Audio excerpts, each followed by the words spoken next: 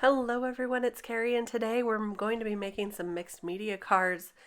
This is a really fun project, and I'm sharing this because I do enjoy mixed media quite often, but I don't share it a lot on my channel. So today this mixed media card I'm sharing is going to be using all of these products. I picked a number of stencils to use. I don't think I used all of them, but I chose a bunch of stencils, some distress spray stains, and a distress oxide. This is the brand new Salvaged Patina. Oh my goodness. I'm pretty much in love with this color. I'm combining the distress ink spray stain with the distress oxide spray because I think when you use them together it gives a really neat effect, and I'm going to show you that at the end. I have this box that I use for spraying all of my sprays, and so I'm just using that here, and I'm going to set this aside to dry. Now you don't have to use this much spray. I did want it to cover my entire background, and so I am combining those, and look how neat this one is. It's picking up some of the green from my box already and bringing that onto my project, and I think in the end it turns out really, really neat. For this project I'm going to be using this stamp set.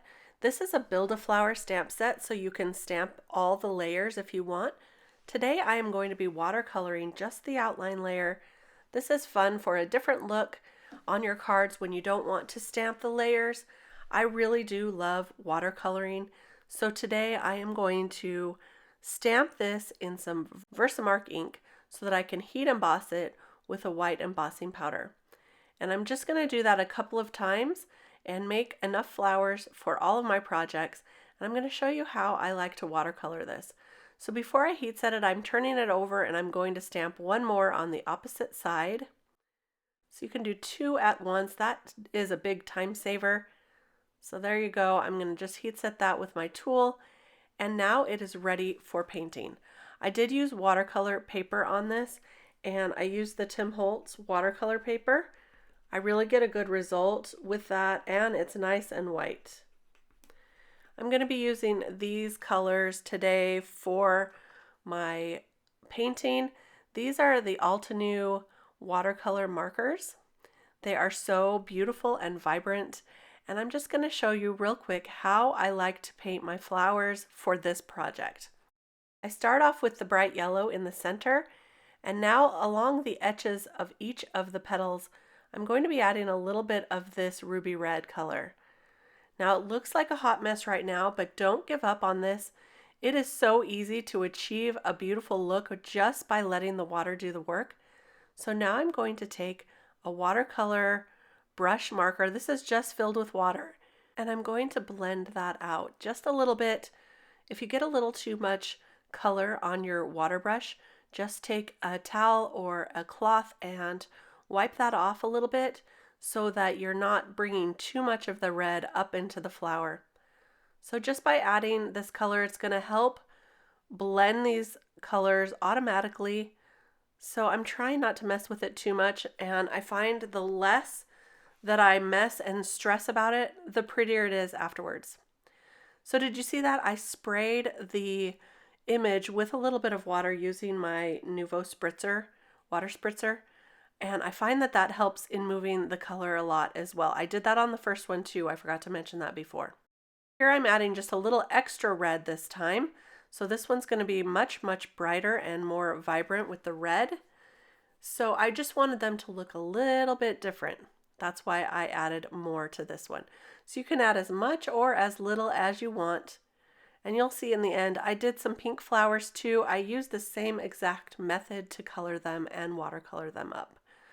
And for the leaves, I'm using these three greens to create some leaves, spritzing it, adding color, and adding some more dark color to the center for these ones.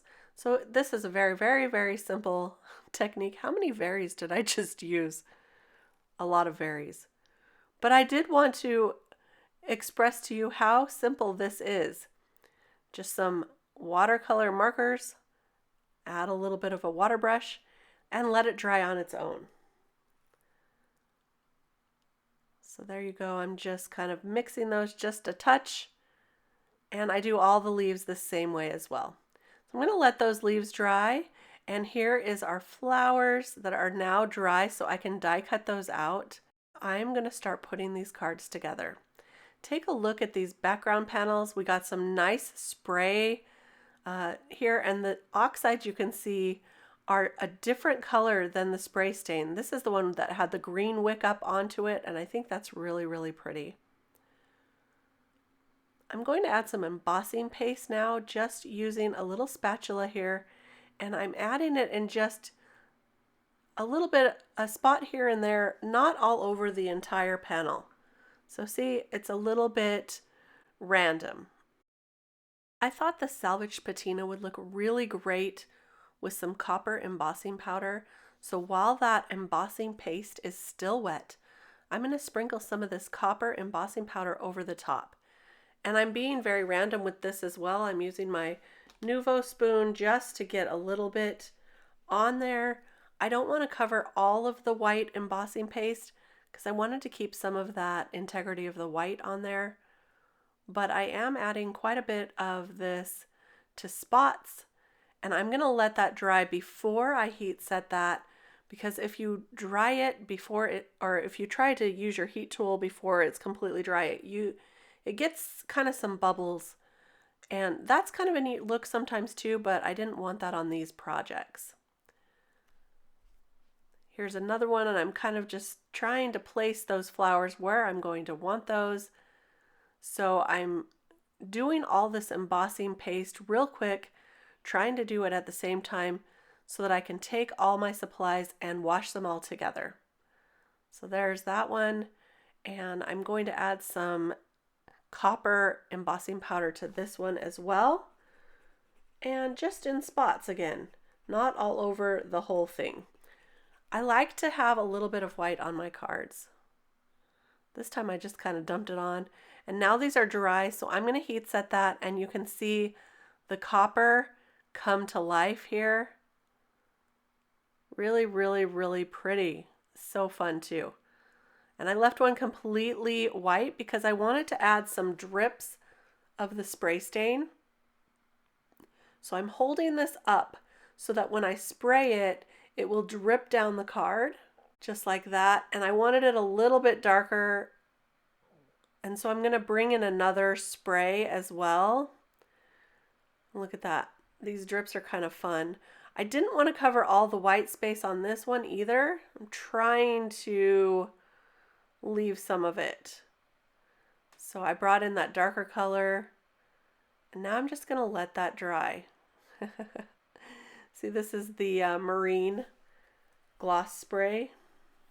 Really pretty. To put all these cards together, I die cut all of the images, and I also die cut some sentiments. This one's going to say hope, the one with the pink flowers, and then I die cut shine on the other ones with some foil paper. One of them is copper to match the copper background, and one of them is turquoise to match the turquoise. So I'm just going to glue all of these together, assemble these cards, and then I'll show you how they turn out in the end. I did pop up one or two of the flowers with some foam tape to give it some more dimension, and take a look at the finished projects. I just need to add these to a top folding card base. But look at that shine with the copper and the foil paper. The embossing paste adds a little bit of dimension, and those flowers, all watercolored, are kind of dreamy. So I really like how these cards turned out. I hope you like them too, and I hope I gave you some inspiration. Oh, I'm just going to add a few of these dewdrops here to the pink roses so it looks shiny. There we go, just adding those with my gem picker and liquid adhesive. And there you go. That's all of the cards for today. I hope you enjoyed this look at how I like to watercolor, add lots of mixed media, and put these cards together. Thank you so much for stopping by today. I really appreciate it. Please give me a thumbs up if you liked this video. It really does help with YouTube, and I appreciate that so much as well. I'll be back real soon with more card inspiration. Until then, happy crafting. We'll see you then. Thanks for stopping by today. Bye-bye.